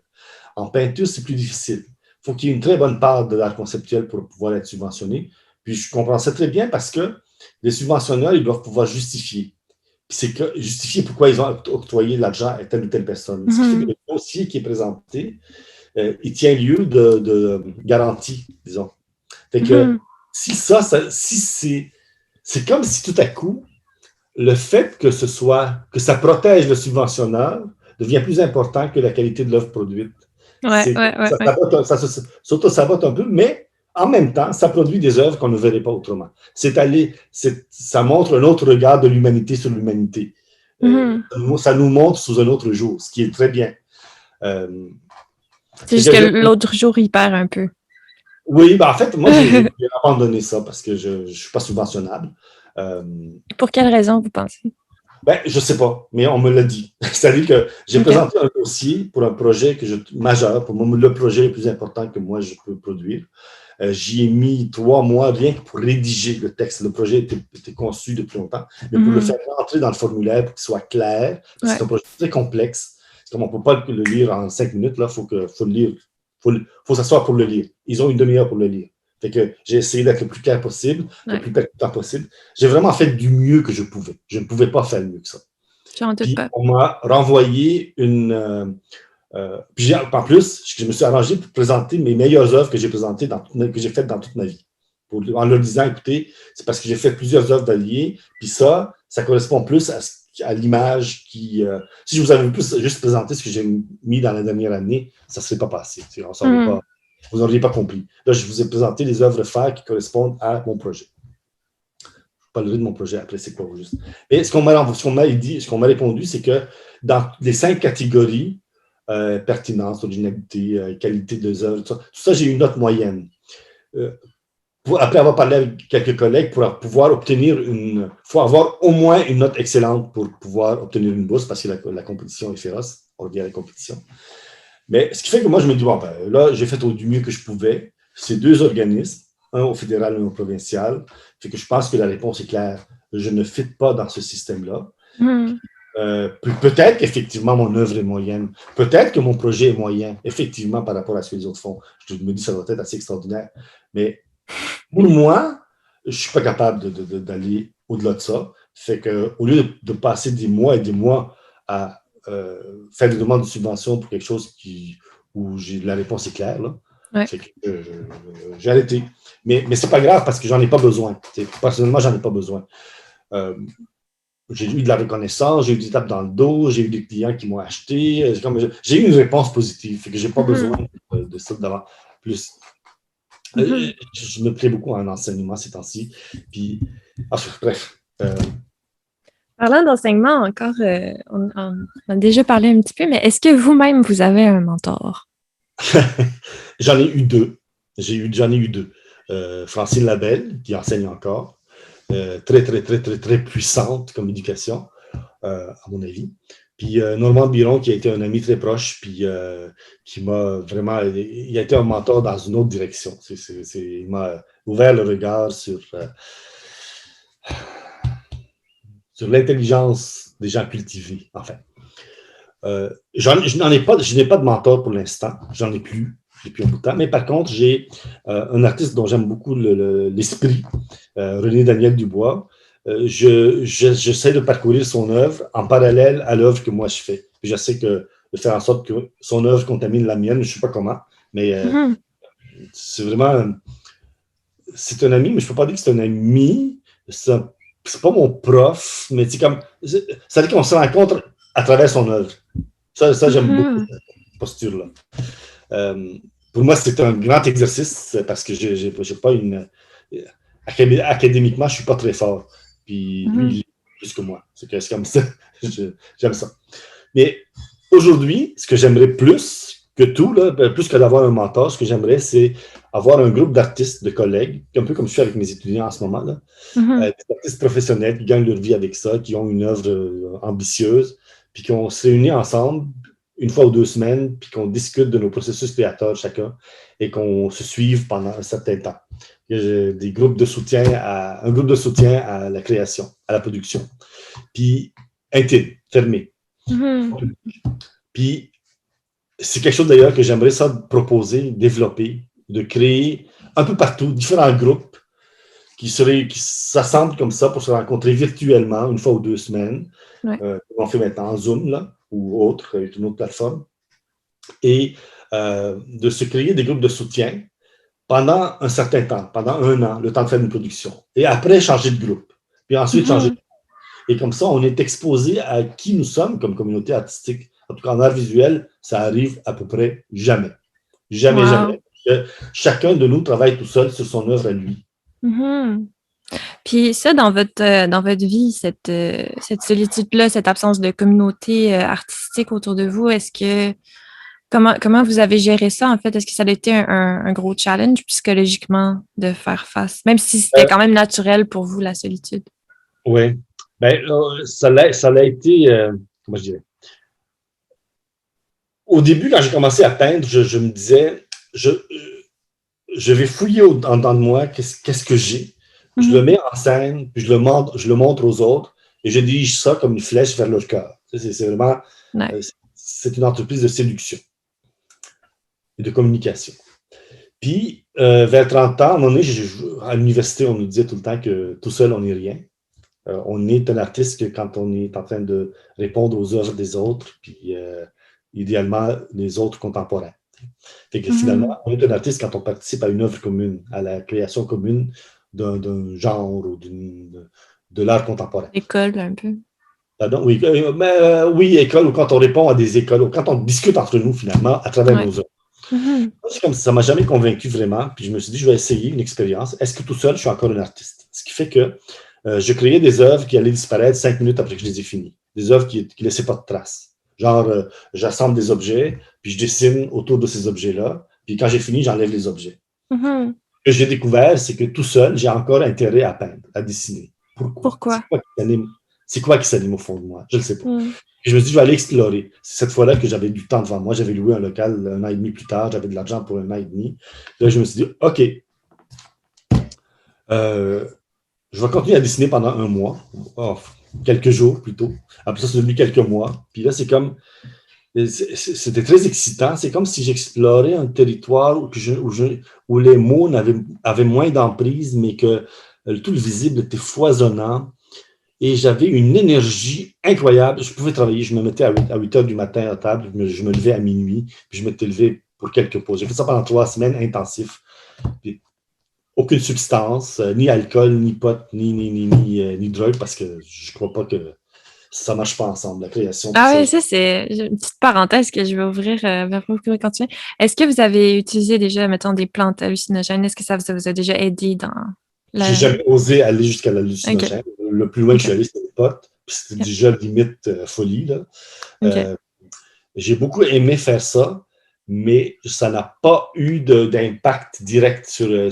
J'ai essayé même de peindre sur le pot, puis ça n'a aucun intérêt. C'est comme moi, quand j'écoute de la musique, je me souviens pas ce que je viens de faire 1 minute avant, 30 secondes avant, fait qu'il n'y a pas de build-up possible, puis il n'y a pas d'œuvre possible.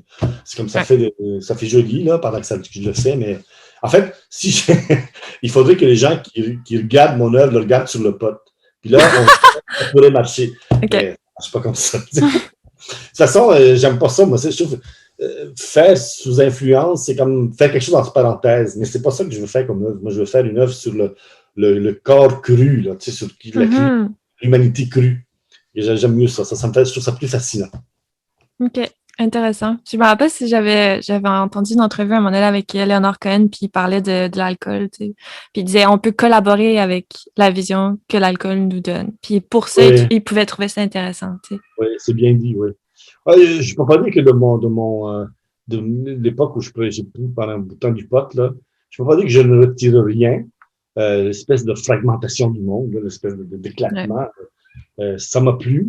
J'en ai gardé j'ai collaboré, j'aime bien le thème, j'ai collaboré un peu avec, mais maintenant j'y pense, puis ça me lève le cœur. OK. C'était une époque révolue après ça. Ça n'a pas duré longtemps, mais OK. On peut retourner à votre 3 semaines, pardon pour la petite parenthèse. Le 3 semaines de travail intensif au studio. Oui. Alors ça a été super intensif, puis ça aboutit à... Là, comme ça faisait 1 an que je travaillais, puis j'avais une exposition à préparer pour 6 mois plus tard, là. Puis je me suis dit, ben là, j'ai pas le choix. Là. Finalement, c'était des œuvres qui n'étaient pas du tout destinées à être montrées. C'était des œuvres qui étaient pour explorer jusqu'où mon intérêt va.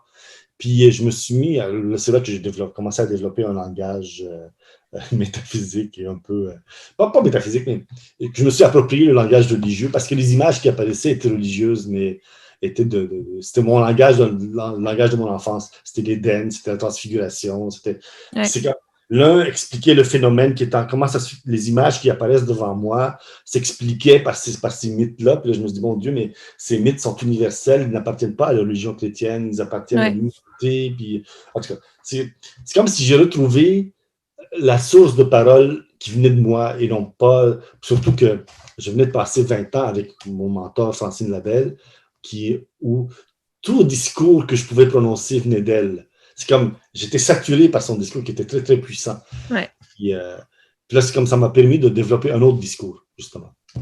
Puis dans les mythes dont vous parlez, est-ce que, mettons pour moi, pour le public et tout, où est-ce que vous allez les chercher, en fait, cette mythologie? Sont à notre portée. La Belle au bois dormant, c'est un magnifique mythe. Le petit chaperon rouge, la Bible. Mais je lis pas la Bible. À chaque fois que je la lis, ça m'exaspère. C'est comme je me dis, mais ça n'a aucun bon sens. Comment peut-on écrire des affaires pareilles?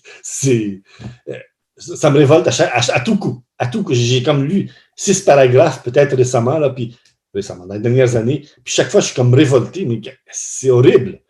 C'est grand. C'est magnifique. J'ai encore le projet de relire.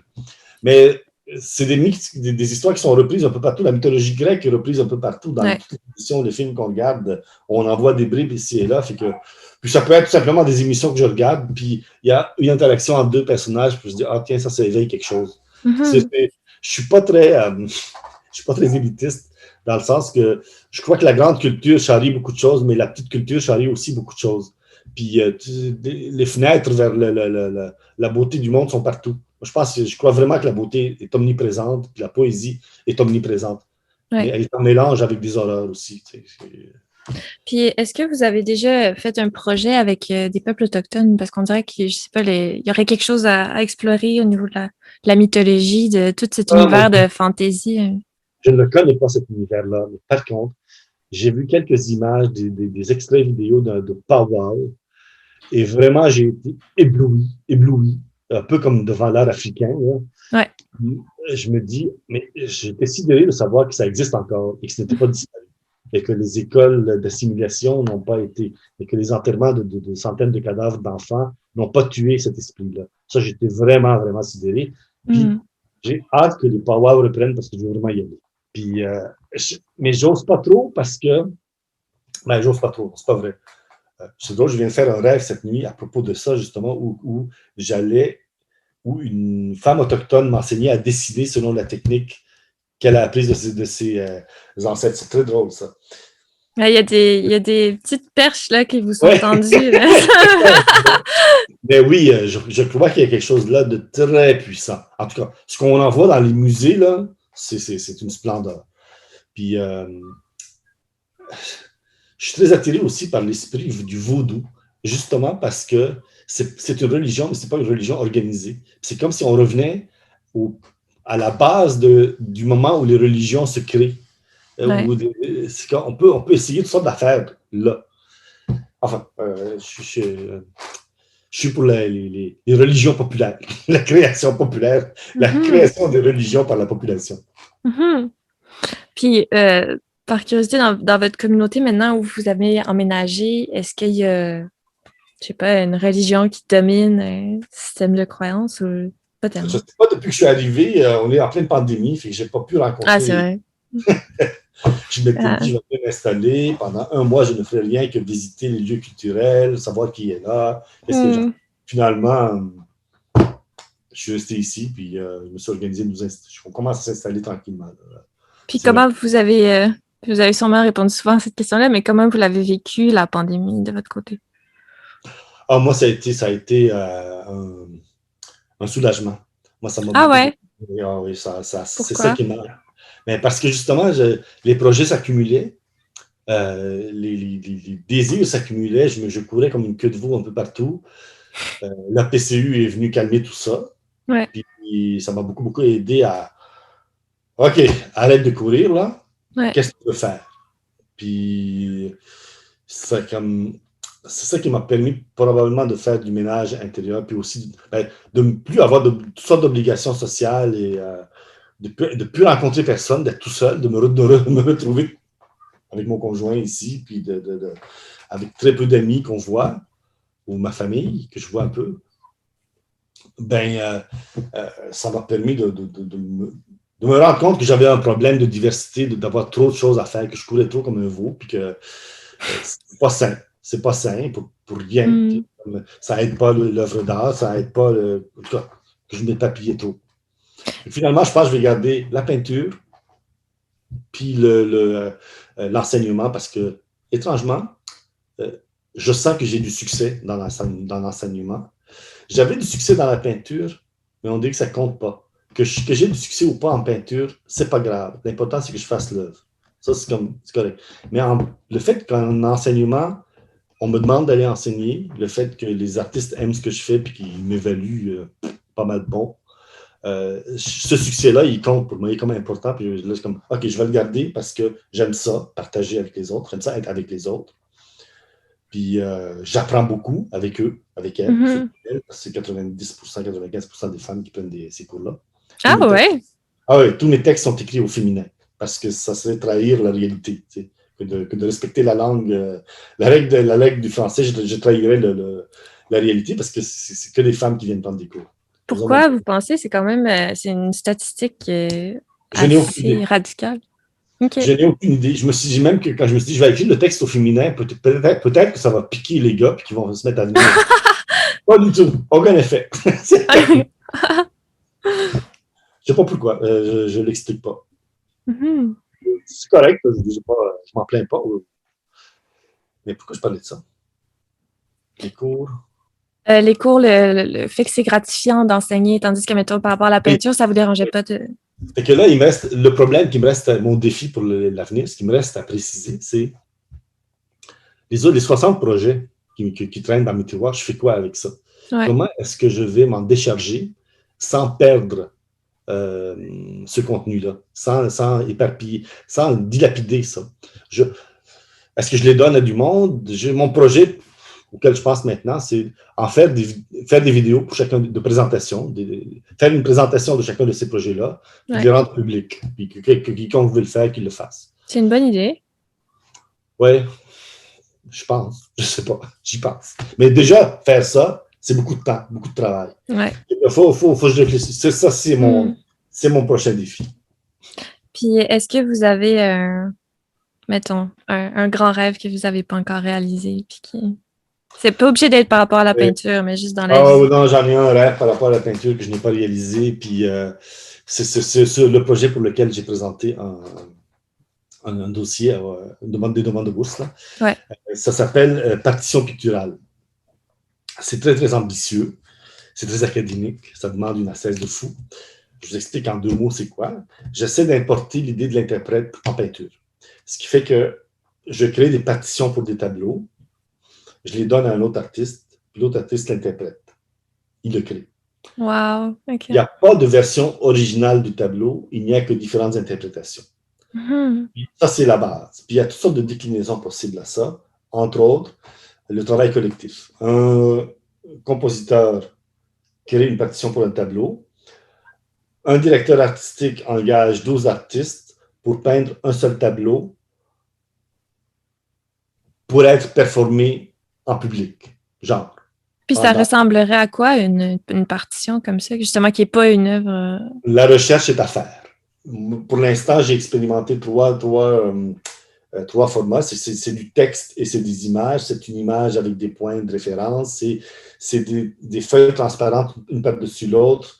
Et chaque couche définit qu'est-ce qu'on met sur la première couche, deuxième couche, troisième couche, peinture transparente, une par-dessus l'autre. Et chaque forme de partition va induire un type de partition, un type de création et un type d'interprétation. Fait que toute cette recherche-là est à faire.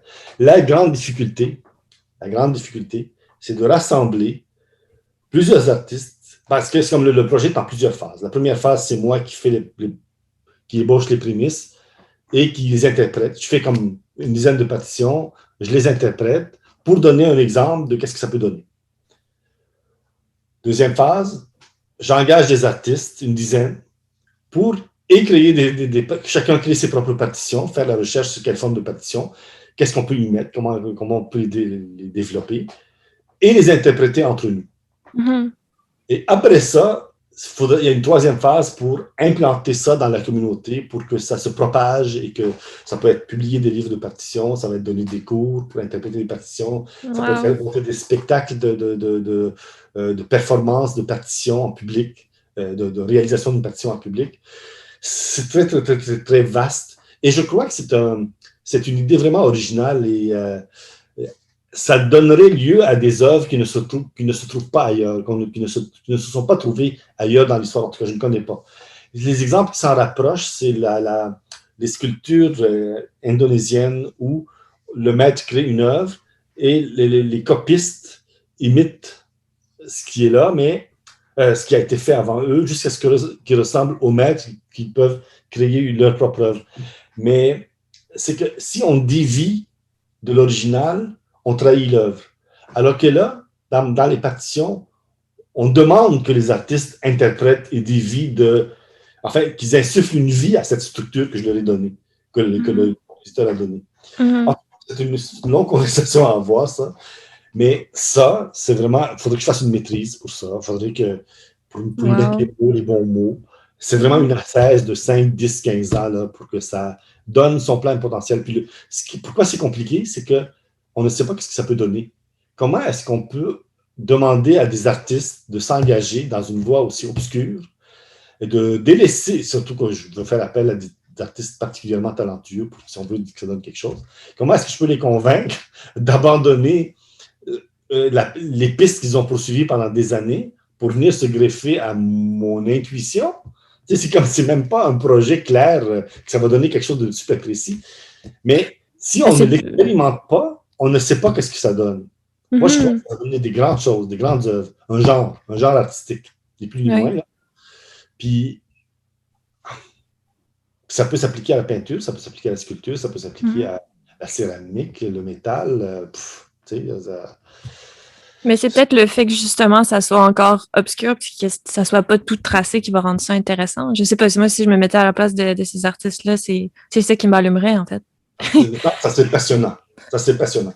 Mais ça prend encore une fois des artistes très curieux et en même temps des artistes qui viennent du monde académique et des artistes qui viennent du monde du conceptuel. Là, parce que ça peut beaucoup là-dedans. Il faut déployer tout un savoir, une sensibilité, une intelligence, une finesse pour développer ça. Puis il faut être aussi, chose très rare en peinture, c'est qu'il faut être sensible à l'autre. Le compositeur, il peut composer quelque chose pour tel et tel artiste. Parce qu'ici, qu'est-ce qu'il peut faire? Qu'est-ce que lui peut faire? Qu'est-ce qu'elle peut faire? Et les mettre ensemble dans la même œuvre. Et les directeurs artistiques, c'est comme, il y a des sensibilités qui vont se développer, un savoir-faire qui n'existait pas avant. Sous le mystère de c'est quoi les possibilités de cette œuvre-là. Parce que là, c'est un projet qui me tient à cœur, parce que je suis très jaloux des artistes du théâtre, parce qu'ils mémorisent une œuvre d'art, déjà. Ils la performent de A à Z chaque soir, à chaque représentation. Ça, je trouve ça éblouissant. C'est magnifique. Qu'est-ce qui vient vous éblouir justement dans ce processus-là de mémorisation, performance, de répétition en fait de la même œuvre? Qu'est-ce que vous trouvez qui est valable dans ce processus?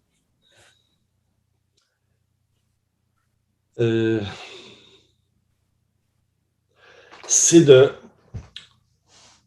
de se laisser pénétrer par l'œuvre de l'autre, par une structure, et de la mémoriser. Depuis que je suis enfant, ma famille, on mémorise des poèmes. On a mémorisé quelques poèmes. OK.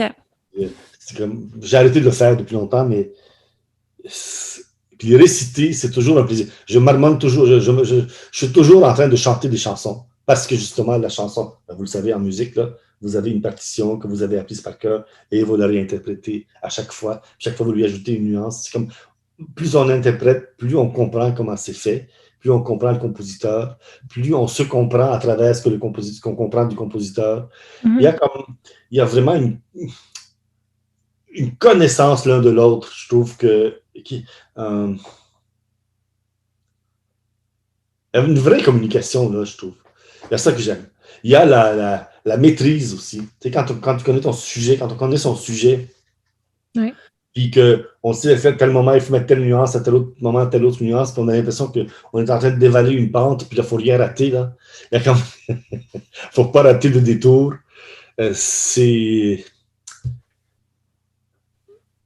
Puis en même temps, c'est que ça s'enregistre en nous. C'est ça que je trouve beau. Une des choses que j'envie aux comédiens, c'est de passer d'un metteur en scène à un autre metteur en scène, à un autre texte, à un autre texte, à un autre partenaire, à un autre partenaire, et que tout ça nous forme. C'est fabuleux. C'est fabuleux. Je trouve, Puis il y a aussi une autre affaire. J'ai eu la chance dans ma vie d'assister quelquefois à des répétitions en théâtre. Ouais. Et je trouve que le vrai spectacle est là. Il est dans la répétition. Il est dans la montée du rien à quelque chose. Comment on fait ces choix-là et comment on les place et comment tout à coup on voit ça s'enregistrer dans le corps et dans le cœur du comédien et qu'il est capable de performer, de le nuancer. Pour moi, la beauté du monde est pas mal là, je trouve. C'est parmi les plus belles choses que j'ai vues. C'est intéressant quand même parce que dans votre processus de création, vous êtes complètement dans l'improvisation, puis pourtant, ce qui vous intrigue, c'est l'univers des autres, puis on dirait que vous aimeriez quasiment être imprégné par ça. Oui, c'est ça. De sortir un peu de l'impro, puis d'improviser sur quelque chose. Ouais. Je pense que moi, j'ai besoin des deux, j'ai l'impression. Mais effectivement, c'est très étrange que ça... Mais je ne peux pas l'expliquer. Surtout que j'ai beaucoup promu l'idée qu'il faut se laisser aller, s'exprimer librement, ne pas obéir ou ne pas aller se mettre des carcans. Puis là, je suis en train de développer un projet. Le projet qui me tient le plus à cœur, c'est celui où, au contraire, s'exprimer à travers un carcan. Tu sais, c'est comme... Ouais. Je sais, je me contredis, mais je pense que les deux sont importants. Puis vraiment, là, si une telle école existait pour apprendre à peindre, à faire des partitions, puis à les créer et à les interpréter, je pense que je serais prêt à aller faire 10 ans là-dedans. J'irais me retourner à l'école pour ça. Mais je ne suis pas sûr que j'ai le goût de porter ça sur mes épaules pendant 10 ans, le temps que ça arrive, parce que ça demande une telle assaise que tout le reste disparaîtrait. Puis il n'y aurait pas moyen de faire cohabiter ce projet-là avec autre chose? Pour le rendre un peu plus digestible, mettons. Je pense que si on était en groupe, si c'était un groupe, probablement que oui, ça pourrait pallier un peu. Mais les trouver, comment est-ce qu'ils vont vivre pendant ce temps-là, ces artistes? Il faudrait qu'on ait des subventions pour ça. On vient de me dire non. J'ai expliqué tout ça. Que c'est la première phase. La deuxième phase, ça serait pour rassembler des artistes pour travailler ensemble. On m'a dit non, on ne trouve pas que ça c'est assez intéressant. Ben, il y a le crowdfunding qui est de plus en plus populaire. C'est un job, là. Puis de toute façon, on a... En fait, je pense que l'idéal pour ça, c'est un mécène qui dit, OK, d'accord, je vous accorde 500 000 là, pour les 3 prochaines années, faites quelque chose avec ça. Ouais. Bon, ben, on lance l'appel. S'il y a quelqu'un qui écoute. Sérieusement, là, je pense que c'est quelque chose qui aurait potentiel de passer à l'histoire de l'art. Puis il y a un potentiel commercial, indépendamment de la beauté de l'affaire. Ouais. Le potentiel commercial de ça réside beaucoup dans les partitions à vendre. On pourrait publier des livres et vendre ça, puis c'est international parce que c'est du visuel. C'est pas, la barrière du langage n'est pas énorme. Ouais. Non, ça a énormément de potentiel. Ouais, moi, j'achète. Merci.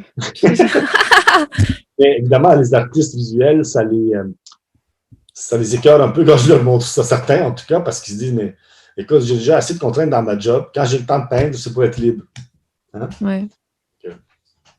Ben, j'imagine que ça va fonctionner avec certains tempéraments. C'est vraiment une question de fit. Comme tout, finalement. C'est ça. Oui. Super. Est-ce que je peux vous poser une dernière question? Allez-y. Si vous aviez un mot à dire à quelqu'un qui souhaite se lancer dans les arts, qui souhaite y consacrer sa vie, qu'est-ce que vous lui diriez? Oui, je vous ai préparé quelque chose que je vais vous lire. Je le trouve. Oui. C'est qu'il y a une étudiante qui m'a déjà demandé de lui donner des conseils. Puis je lui en ai écrit 23. J'ai mis ça sur Facebook, puis j'ai demandé aux autres artistes de compléter. Puis à elle, elle a complété avec le temps. Mais je vous en donne 2. On en a parlé. La liberté est absolue à la surface de l'œuvre. Expérimente différentes techniques et différentes idées. Déroule les fils de toutes tes idées. Ne les coupe pas avant de voir où elles mènent. Ça, c'est un conseil. L'autre conseil, c'est pas un conseil, mais c'est un constat. Tous les discours sur l'art, si raffinés et si sages soient-ils, s'estompent devant l'œuvre à faire. L'œuvre est toujours plus grande que ce qu'on peut en dire. Autrement dit, cultive-toi, informe-toi, mais tout ce que tu vas apprendre sur l'œuvre d'art, sur l'art, sur la création, euh, tout ça va retomber dans le silence au moment où tu es devant l'œuvre à faire. Puis l'œuvre à faire, elle est plus grande que tout ce qu'on peut dire. Fait que, Une forme d'oubli un peu. C'est-à-dire qu'on on ne peint pas pour écrire une Bible de la peinture. Et ce qu'on nous dit sur l'art, ce qu'on apprend sur l'art, c'est pas pour nous, comment je dirais, c'est pas pour nous guider quand on peint. C'est juste pour nous aider à identifier ce qui se passe en nous quand on peint. Déjà, ça se passe déjà. Mais ça nous aide à les identifier. Voilà. Super. Bon, ben, merci beaucoup, Jabbar Lutfi, pour cette entrevue passionnante. Merci infiniment. C'était vraiment intéressant. Merci pour l'écoute. Fait plaisir. Merci à vous. Au revoir. Bye.